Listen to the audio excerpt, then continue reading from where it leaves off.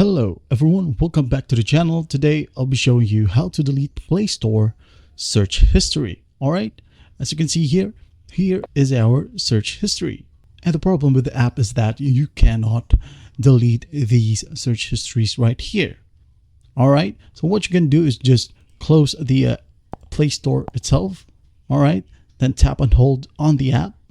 Then go to app info. Now once you're in here, you're going to want to force this application to stop. Okay. Now go to storage. First up, clear cache.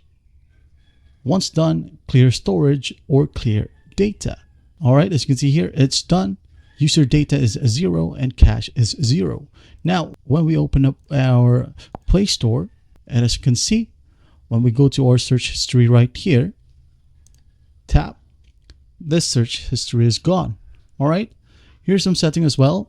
When you go to your profile, just a tip, all right, go to personalization in Play, tap on it, then tap on Play personalization and history. As you can see here, if this is turned on, it will save your activity on Google sites and apps, including associated info like location, to give you faster searches, better recommendations, and more personalized experience in map, search, and other Google services.